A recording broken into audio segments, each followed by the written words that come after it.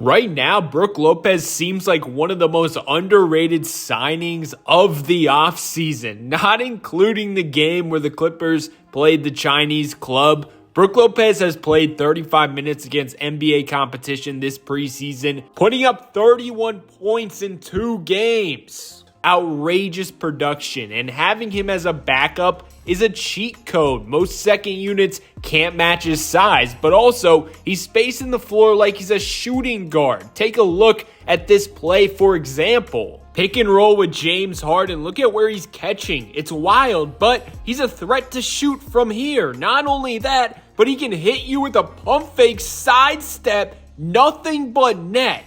That was a great closeout by Valanciunas, but this is what usually will happen. There's just too much space to make up. There's no chance for Jokic to take that first shot away. As a center, that's the most annoying thing to guard because you're so worried about the stars, James Harden, Kawhi handling the rock in the pick and roll. Then it's like, oh, I got a 7-foot, 300-pounder Brooke Curry one pass away. I'm telling you, when he's on top of his game, there are moments where you will say to yourself, Brook Lopez is the greatest basketball player I've ever seen. I'm obviously joking, but also the shot making to start his Clippers career is just unreal. Let's start it out with a one-dribble, Dirk-like fadeaway with 2 defenders contesting, and it just kisses the net. A couple nights later, he's back to the same exact move, except this time off the backboard, like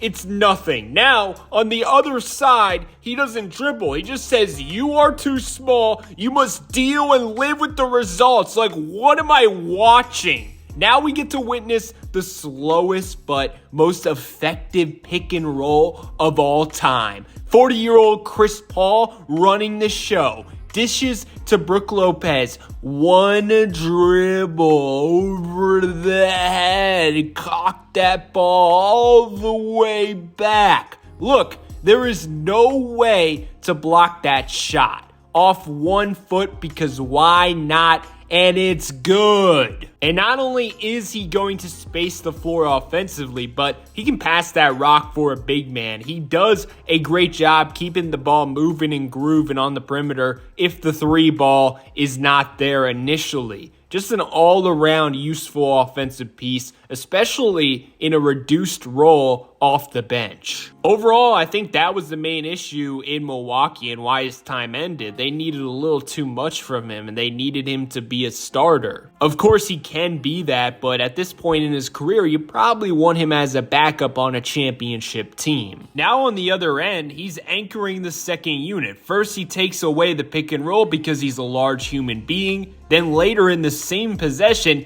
he denies the rookie at the rim, crushing his hopes and dreams. His next victim is Bruce Brown. He believes he's getting an easy layup. Unfortunately, Brook Lopez has another idea. Just 2 years ago, in the 2022-23 season, he finished second in Defensive Player of the Year voting. He's going to have a major impact defensively for the Clippers. And you also got to keep in mind, they're perimeter defenders. I mean, you got Chris Dunn coming off the bench, tag teaming with a great rim protector. One of the main reasons his defense has kind of dropped off the past couple years is look at the perimeter defense in Milwaukee. Spoiler alert, ever since Jrue Holiday left, it's been a drought in that regard. But the Clippers, pretty much everyone in their rotation outside of a few are great defenders, so most likely you're going to get the best out of Brook Lopez defensively. Also, him playing at this level, producing like this, will address one of the biggest weaknesses last season for the Clippers, the minutes without Big Zoo. With him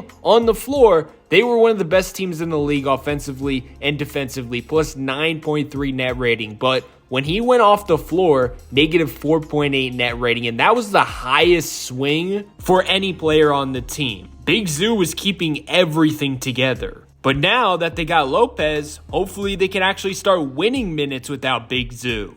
Overall, though, Brook Lopez during this preseason is one of the most surprising players. I was not expecting this type of impact. But he's looking far from washed, and I think he's going to give them very effective minutes this season as the backup 5. Let me know your thoughts below.